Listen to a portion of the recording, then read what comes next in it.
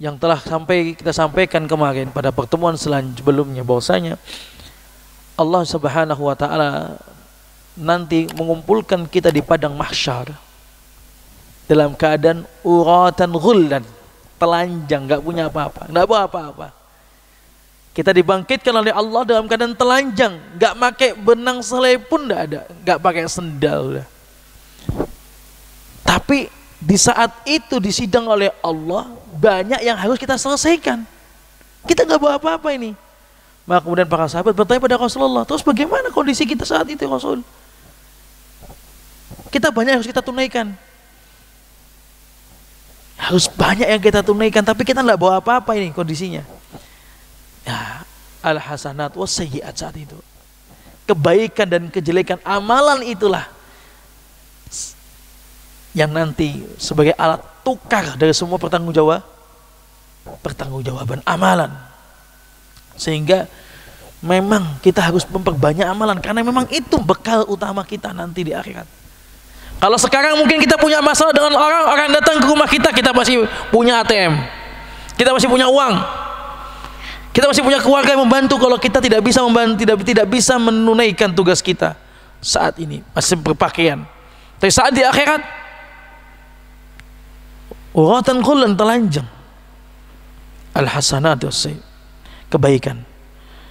Dan kemudian oleh karena itu hak-hak kerja benar-benar kita kasih sebelum kering keringat mereka. Begitu kemarin hadisnya, qabla ayyajifa araquh, rawahu Ibnu Majah, sebelum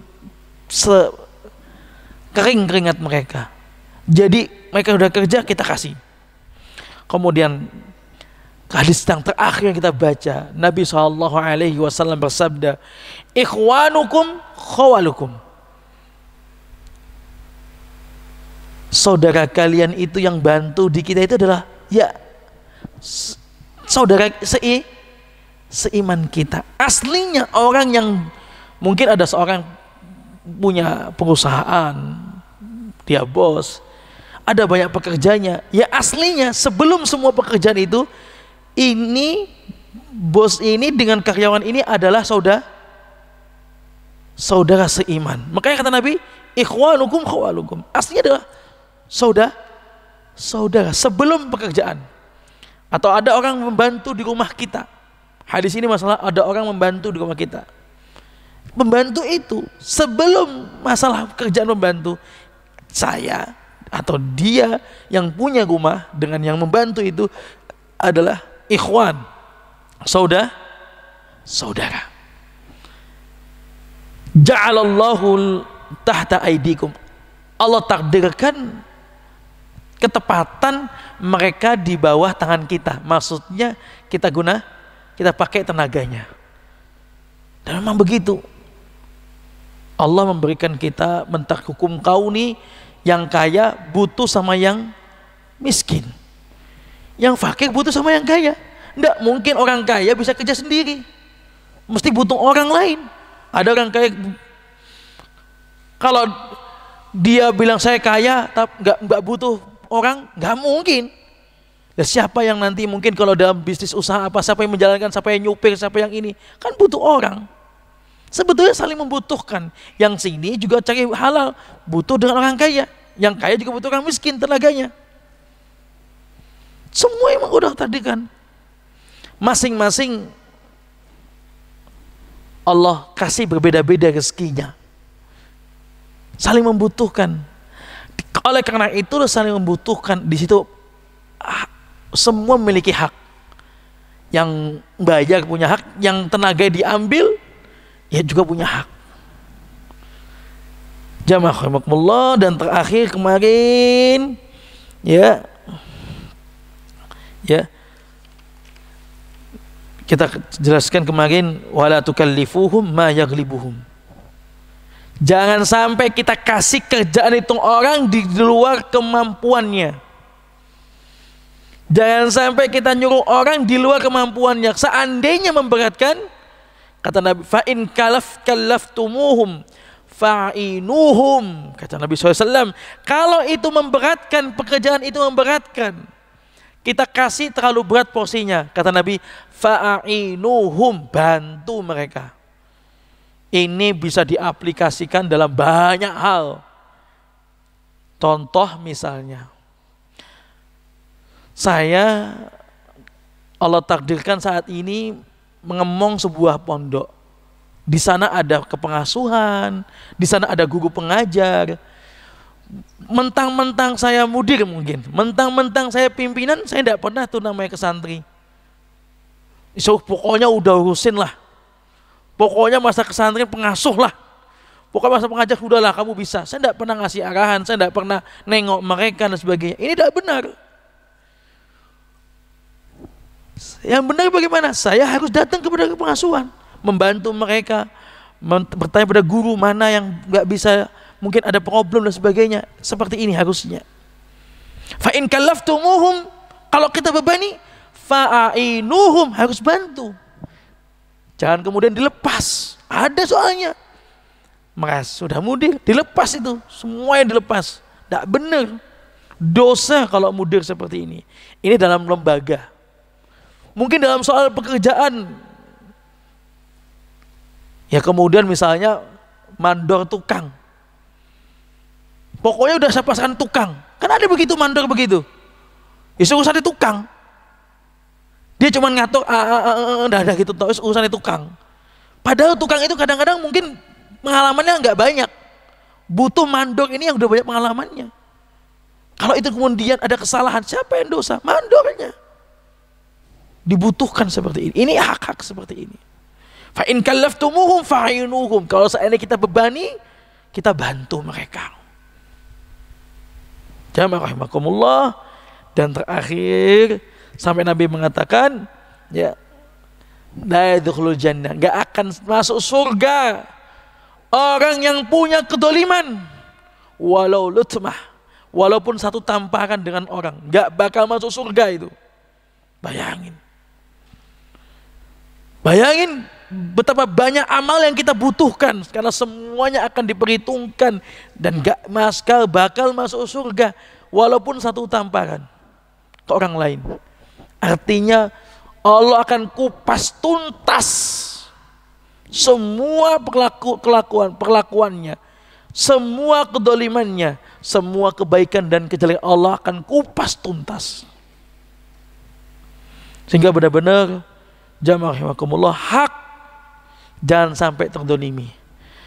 Hadis yang saat ini akan kita sampaikan adalah apa hikmah dari hak itu harus ditegakkan. Apa kemudian kalau kita kemudian sanksinya kepada kita di dunia ini apa? Kok ada haknya orang nggak kita kerjakan? Ada sanksinya itu. Ini hadis ini sangat panjang. Kita akan bacakan dan akan kita ceritakan. Ini kisah. Jamaah rahimakumullah. Di dalam sebuah hadis yang diriwayatkan oleh Imam Bukhari, akhrajahul Bukhari, dari hadis Abdullah bin Umar. Kalau di dalam Riyadhus Shalihin ini hadis nomor agak terakhir, tapi bab masalah niat. Masalah niat. Riyadhus Shalihin bab pertama-tama ini. Hadis cerita ini, panjang ini. Hadis an Abdullah bin Umar. Hadis dari Abdullah bin Umar, anaknya Umar bin Khattab. Namanya Abdullah. Radhiyallahu anhuma, semoga Allah meridhai keduanya. Qala, dia berkata, sami'tu Rasulullah sallallahu alaihi wasallam yaqul, aku telah mendengar Nabi itu suatu hari cerita. Telah berkata. Bercerita di sini. Intalaqa salasatu rahtin mimman kana qablakum. Dahulu ada 3 orang, kata Nabi SAW, 3 orang yang mereka itu lagi safar, keluar bareng. Safar, bepergian jauh. 3 orang. Hatta awawul mabita ila gharin fadakhaluhu. Sampai akhirnya 3 orang ini, namanya perjalanan, lewatnya lembah, lewatnya padang pasir, datangnya malam, terpaksa mereka harus tinggal di sebuah goa. Tinggal di situ. Fadakhalu, Masuklah 3 orang ini masuk ke dalam sebuah goa. Kemudian kata Nabi SAW, "Fanhadarat sakhratun minal jabali." Tiba-tiba jatuh batu yang sangat besar. Fasaddat alaihimul ghar, nutup pintu goa. Jadi 3 orang masuk dalam goa, kemudian tiba-tiba mereka tinggal di situ, tiba-tiba ada goncangan, kemudian batu jatuh menutupi pintu goa. Bisa kebayang dong, goa seberapa sih? Palingan cuma buat nginep kecil mungkin. Ketutup pintunya, nggak ada nafas sudah. Ibaratnya sudah tidak ada celah angin, ketutup kurukan seperti ini pintunya. Jadi berapa sih manusia bisa nafasnya kuat di situ?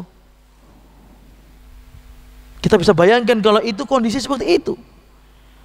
Akhirnya kata Nabi SAW melanjutkan kisahnya. Faqalu, mereka berkata, 3 orang ini, "Innahu la yunjikum min hadhihi as-sahrati illa an tad'u Allah bi salihi a'malikum." Kata mereka, ini enggak bakal ini kita bisa selamat. Kita enggak bisa selamat. Ya gimana mau selamat? Mustahil. Udah tertutup blek gitu kok. Bisa selamat bagaimana? Nah, susah. Sampai ngomong gitu, kita enggak bakal bisa selamat. Terus illa an tad'ullaha bi salihi a'malikum, melainkan kecuali kita ini bari yuk, bener-bener yuk kita ini semua ini kita berdoa kepada Allah, meminta kepada Allah agar Allah bukakan jalan keluar.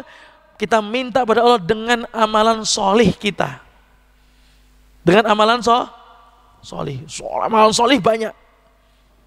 Akhirnya faqala rajulun, salah satu di antara mereka berdoa sama Allah, Allahumma kana li abwani syaikhani kabiran.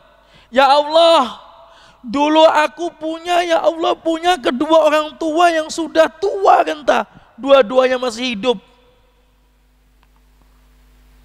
Jadi aku punya 2 orang tua, bapak ibuku masih hidup semuanya, sudah tua. Aku rawat mereka. Wa kuntu la agbigu qablahuma alan wala malan. Aku tuh tidak pernah ngasih minum, kebetulan ngasih minum air susu saat itu, kepada kedua orang tuaku ini, ya, sebelum orang tuaku itu minum dulu. Jadi didahulukan orang tuanya sebelum siapa? Anak-anak, keluarga dan anak-anaknya. Ada yang makanan itu untuk orang tuanya dulu, ada yang susu itu untuk kedua orang kedua tua. Dia menyebutkan amal solehnya nih, amal soleh apa lagi? Berbakti sama orang tua. Sebutkan, ya Allah, aku punya kedua orang tua, aku kalau ada makanan minuman itu ndak aku kasih dulu ke anak-anakku, ke orang tuaku dulu. Gitu gampangnya begitu. Untuk orang tuaku dulu. Fana bi fi talabi syai'in yauman. Suatu hari dia ini mencari kayu bakar, kemudian agak masuk gitu, agak jauh, sehingga pulangnya kemalaman. Falam arih alaihima hatta nama, kembali, ya tidak. Ternyata kedua orang tuanya dalam keadaan tidur. Datang dari istirahat ini, datang ternyata orang tuanya sudah tidur. Ini orang tuanya yang ibu bapaknya sudah tidur dalam kondisi belum minum susu. Yang biasanya setiap hari diminumkan dulu untuk orang tuanya, baru untuk anak-anaknya. Ini kondisinya datang terlambat karena cari kayu bakar, kemalaman, pulang ke rumah orang tua. Pulang itu kondisi orang tuanya sudah tertidur. Artinya tidur belum minum susu, belum makan malam. Anak-anaknya juga tentunya juga belum, istrinya juga belum. Fahalabtu lahuma ghabuqahuma fawajadtuhuma naimain. Tapi dia tetap diperah susunya. Tapi ya sudah, orang tuanya dilihat mau dikasih minum, sudah tidur. Wa karitu an aqbiqa qablahuma ahlan aw malan. Aku benci, aku kasih ke anakku minuman ini. Jazakumullah khair. Masya Allah. Aku benci, aku kasih minum ini sebelum anakku, kan anaknya juga lapar, anak-anaknya juga butuh minum saat itu. Tapi aku benci ngasihnya. Kenapa? Orang tuanya belum dikasih. Akhirnya falabistu wal qadaru ala yadai. Saat itu aku tetap di sebelah orang tuaku, kedua orang tuaku ini dalam kondisi tidur. Wal qadahu ala yadai, kata beliau, dan air gelas itu, tempat susu itu masih di tangan, dipegang sama dia. Ini masya Allah, ini orang soleh, anak yang berbakti bener ini. Orang tuanya tidur, anaknya pas saat itu, kata di sini dikisahkan,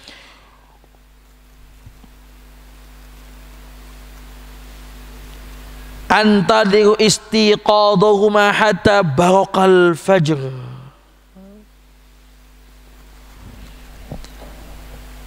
Itu saya nungguin antadirus untuk sampai mereka bangun. Dia dipegang tuh susunya sampai orang tuanya bangun. Kapan bangunnya? Menjelang subuh. Dan setelah itu anaknya sampai tertidur di kakinya, nungguin. Juga anak juga lapar. Jamaah rahimani wa rahimakumullah. Kemudian mengatakan, setelah bangun, fastaiqadha fasyaraba, dibangun, dikasihkanlah kemudian susu itu. Setelah itu Allahumma, dia mengatakan, Allahumma, ya Allah, in kuntu fa'altu dzalika ibtigha'a wajhik. Ya Allah, kalau memang benar ya Allah, dulu itu aku lakukan, aku berbakti kepada orang tuaku, aku lakukan itu benar-benar karena wajahmu ya Allah, benar-benar karena ikhlas kepadamu ya Allah. Fafarrij 'anna ma nahnu fi min hadhihi sakha. Ya Allah, bukakanlah, geser ini batu ya Allah. Minta dengan amalan tawasul, dengan amalan soalnya ya Allah, kalau memang dulu aku lakukan karena Engkau ya Allah, geser ini batu. Seketika farajat syai'an la yastati'una al-khuruj. Langsung tiba-tiba tergeser itu batunya. Set. Tapi masih belum bisa keluar. Hanya tergeser sedikit. Nih. Doa dengan amalan tawasul, dengan amalan soleh. Faqala Nabi wa qala al-akhar. Yang lain lagi, kan ada 3 tadi. Satu lagi berdoa, Allahumma in kanat li bintu ammin kanat ahabbun nasi ilayya. Ya Allah, dulu aku punya sepupu, aku cinta banget sama sepupuku ini ya Allah. Cinta banget, seneng banget aku sama dia ya Allah. Fa'aradtu an nafsiha famtana'atna minni. Aku ingin dirinya, maksudnya aku tembak dia. Famtana'at minni, tapi aku ditolak. Ya Allah, aku dulu punya sepupu cantik, aku seneng sama dia, aku ingin nikahi dia. Aku tembak dia, aku ditolak. Curhat ini ceritanya nih sama Allah. Hatta alamat biha sanatun minas sinin faja'atni. Sampai sudah berlanjut berapa tahun kemudian, tiba-tiba dia datang kepadaku, sepupuku ini, cewek cantik ini. Dia butuh bantuan. Datang kepadaku. Dia minta utang. Utang. Wanita ini minta utang sama laki-laki ini. sama sepupunya. Fa'ataituha ishrina wa mi'a dinar ala an tukhaliya baini wa baina nafsiha. Dia ingin utang uang, sejumlah uang. Akhirnya saya utangin 120 dinar. Gampangnya kalau dinarnya sekarang sudah 2 juta, berarti kan 240 juta. Aku kasih, kalau hitungan bulatnya gampangnya ya, 240 juta. Kalau satu dinarnya 2 juta. Kalau berarti 120, 240. Dia ingin uang, utang. Aku pinjemin 240 juta atau 120 dinar. Lebih dari 240. Cuma kita bulatkan aja. Tapi dengan syarat. Syaratnya kamu mau sama aku sekamar. Syaratnya mau berhubungan dengan saya. Syaratnya mau berzina. Waliyadzubillah. Kemudian mengatakan, dia cerita Nabi fa'alat. Wanita ini pun melakukan. Terpaksa butuh uang. Datang kepada sepupunya, saudara, sepupu dari pinjam uang, dipinjemin dengan syarat mau berzina, mau sekamar. Akhirnya pun melakukan. Sekamar mereka berdua. Hatta idza qadartu 'alaiha, sampai saat itu aku ingin berhubungan, mampu berdua di kamar, gak ada siapa-siapa, ini juga pasrah sudah. Dalam hadis lain itu, ini sudah aku di antara dua pahanya. Artinya sudah ingin melakukan, sudah tinggal main. Kemudian tiba-tiba wanita ini mengatakan,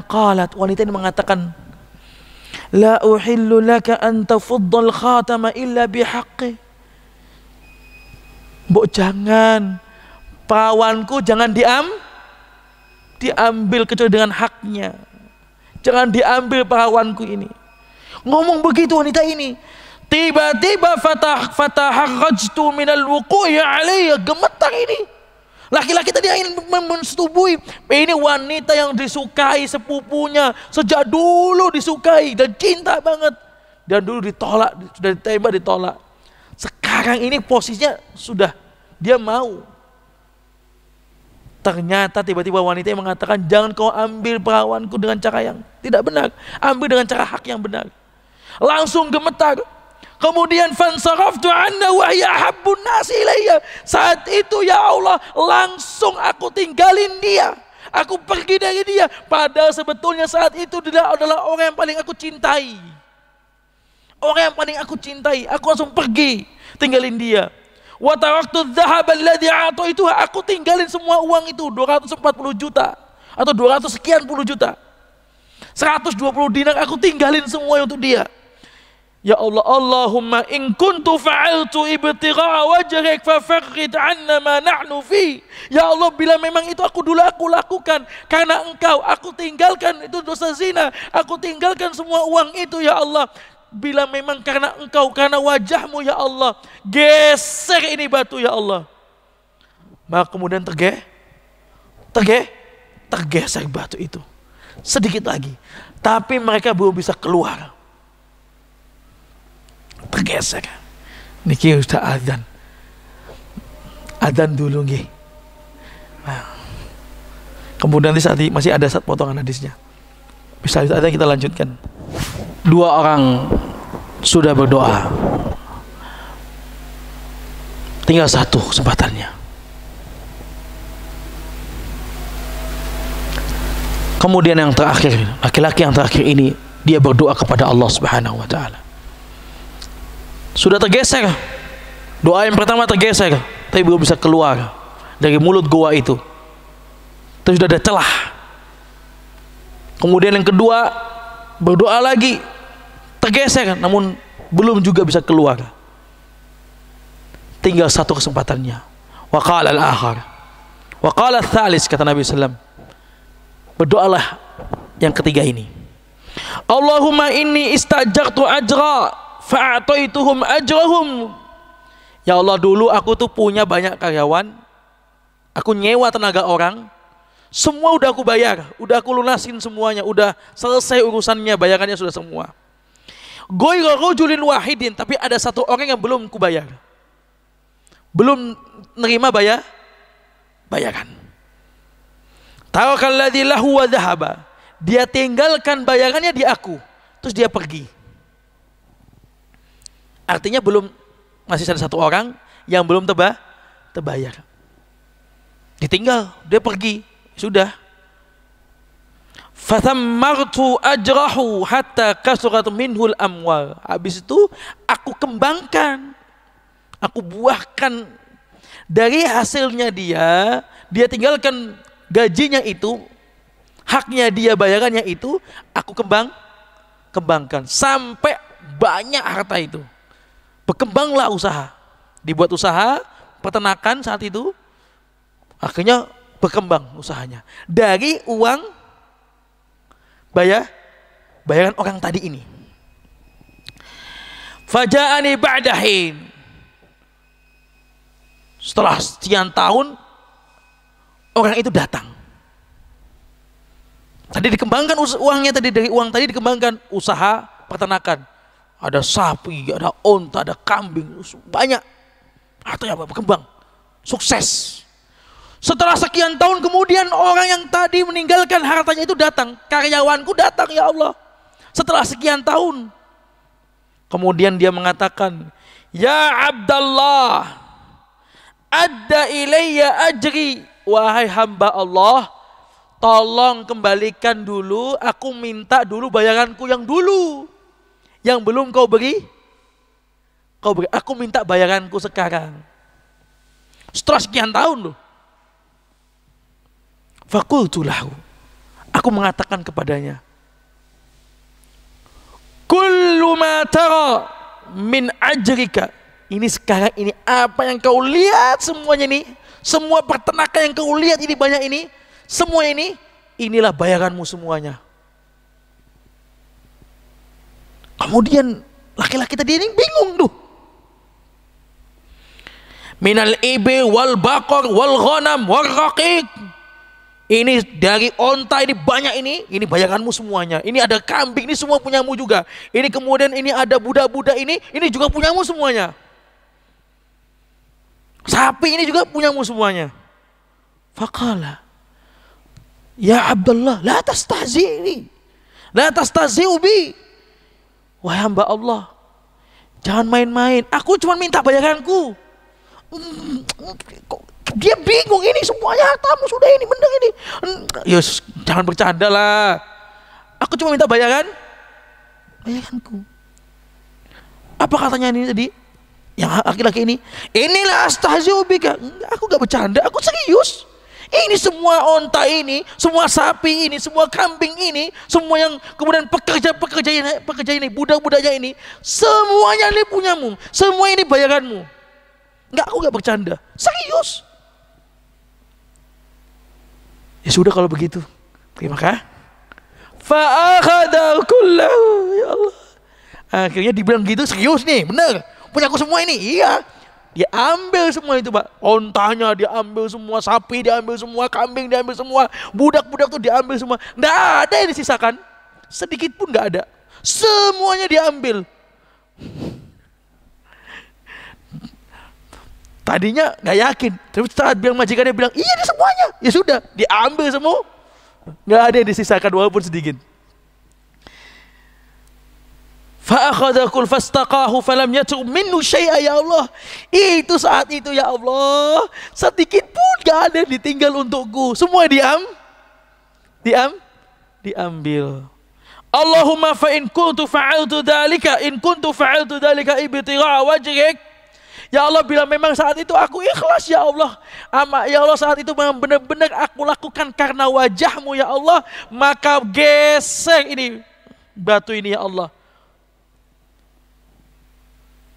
Fanfarajatil sahrah fakharaju yamshun. Akhirnya tiba-tiba batu yang sangat besar nutupi batu itu langsung terjatuh, terbukalah pintu goa. Jamaah yang berbahagia, ini hadis ini banyak pelajarannya. Yang pertama berhubungan dengan hak kerja. Bagaimana tadi? Yang pertama dia hak orang tuanya ngasih minum susu. Ini amalan soleh. Kemudian yang kedua, memang ini hak dia minta uang, butuh keluarga, butuh duit, butuh utang, malah dipersusah. Emang ini haknya. Ditinggalkan itu uang, memang haknya sudah. Yang ketiga, datang ini orang yang dulu minta bayaran, dia ninggalin bayaran, mungkin gak seberapa, kemudian kita kembangin dengan bayarannya itu menjadi sebuah besar peternakan yang sangat banyak. Dia datang setelah sekian tahun kemudian minta haknya, dan dia jujur, ini semua haknya kamu, dan dia ambil semua, dia pun tidak minta, dikasihkan semua haknya. Berhubungan dengan hak masalah bab ini, hak kerja ini, maka kemudian Allah bukakan suatu yang mustahil. Suatu yang mustahil Allah bukakan. Para ulama mengatakan, mengomentari ini, kalau hak-haknya orang itu sudah kita tunaikan, maka urusan yang susah itu menjadi, urusan kita yang susah menjadi mudah. Kita dapat kesusahan dalam kehidupan ini, mungkin ada haknya orang lain yang belum kita tunaikan. Dan kemudian kita mendapatkan kemudahan dari Allah Subhanahu wa taala karena kita menunaikan hak-haknya orang itu. Jadi sanksi sekali kalau ada haknya orang yang belum kita berikan, pasti hal jaza min jinsil amal, balasan setimpal. Ini pelajaran dari hadis ini. Suatu yang mustahil Allah selamatkan mereka dari maut, kematian, karena mereka telah menunaikan hak-haknya itu. Itu yang pertama. Yang kedua, bahwa mereka ini berdoa dengan ibadah yang mereka dianggap ikhlas. Mereka sebutkan ibadah itu. Dan mereka, ya Allah, kalau memang benar ini karena ikhlas karenamu ya Allah, bukakan. Dan Allah buka pintu. Allah bukakan itu, geser itu namanya batu. Kata para ulama, bahwa keikhlasan itu bisa membukakan suatu yang mustahil. Saat ini kita diberikan oleh Allah kemudahan. Mungkin dulu saat dulu belajar menuntut ilmu ikhlas pada Allah. Mungkin dulu saat kita benar-benar menjadi karyawan itu kita ikhlas, dimarahin ridho, akhirnya kita dinaikin jabatan kita saat ini. Allah mudahkan semuanya itu. Karena memang ikhlas itu memiliki buah. Buah ikhlas itu tidak seketika. Ini adalah buah ikhlas. Ikhlas buahnya tidak seketika, tapi sekian tahun kemudian baru berbuah. Kita sadari apa tidak, bapak-bapak, ibu-ibu yang saat ini mendapatkan anaknya salihah, dapatkan anaknya itu, mungkin anak itu merasakan jenengan saat benar-benar bekerja, saat ngasih ini anak rezeki, itu jenengan ikhlas demi membesarkan anak-anak ini, demi menjadikan anak ini salihah, ikhlas sehingga Anda dapatkan. Kemudian selanjutnya, apabila kita mendapatkan sesuatu yang susah, boleh kita bertawasul dengan amalan soleh kita yang kita anggap ikhlas. Misalnya, suatu saat kita ini ada urusan yang mungkin mustahil, susah banget, urusan kok ribet banget, harusnya gampang kok kemudian kok susah banget ini. Atau memang susah ini, wah ribet lah urusan. Mungkin ada urusan dengan orang lain, atau ada urusan yang mungkin itu urusan berkas atau ada masalah apalah. Kalau memang itu saat itu jangan merasakan susah, ingat hadis ini. Berdoalah sama Allah, sebutkan amalan yang merasa Anda ikhlas. Ya Allah, misalnya, dulu ada tukang rosok, ya Allah, dia nyari rosok di rumah saya. Sebetulnya saya nggak suka ada tukang rosok itu masuk sembarangan. Misalnya, ngapunten nggih? Misal, masuk pekarangan saya sembarangan, saya nggak suka. Tapi kenapa ya Allah? Saya tidak sengaja, ya saya merasa itu iba, lihat dia ya Allah. Akhirnya saya ambil makanan dari dapur ya Allah. Walaupun cuma ikan teri sama sayur asam ya Allah. Tapi kemudian saya kasih dia ikhlas ya Allah. Saya kasih dia makan dengan nikmat ya Allah. Dan saya lihat itu dia makan dengan nikmat ya Allah. Kemudian setelah selesai saya kasih minum. Setelah itu saya kasih uang dia ya Allah. Ya Allah, benar-benar saat itu saya lakukan. Kalau memang saya lakukan karena ikhlas kepadamu ya Allah, mudahkanlah urusan saya. Insya Allah mudah. Karena yang di sini yang dipertanggungjawabkan di hadapan Allah keikhlasan. Ikhlas itu sesuatu yang azim. Innamal a'malu binniyat. Sungguhnya amal itu tergantung niatnya. Menunjukkan Allah tidak melihat sebuah amalan, tapi Allah melihat niatnya dulu. Benar apa tidak? Ini dulu yang dipertimbangkan sama Allah. Ini pertimbangan besar. Bahkan seandainya kemudian ada orang berbuat dosa, lo ataitani biqurabil khataya. Ada orang berbuat dosa, setinggi langit dan bumi, dosanya banyak sekali tumpuannya. Somalakita nih, dia datang padaku, la tusyrik billah, enggak pernah buat syirik. Dia selalu ikhlas sama Allah. Semua untuk Allah, ibadah untuk Allah. La ataitu maghfiratan mislahu. Aku kasih ampunan dia semisalnya. Kenapa? Ikhlas, enggak main-main. Ikhlas enggak main-main. Ada seorang wanita berzina, enggak pernah sujud sama Allah. Kemudian dia di tengah jalan dia melihat seekor anjing butuh minuman, dikasih minuman. Dan dia meninggal, belum sujud sama Allah. Dia akan masuk surga. Ada seorang pembunuh, membunuh 99 orang zaman dahulu. Kemudian dia pada akhirnya 100 orang dia bunuh. Dia ingin bertobat.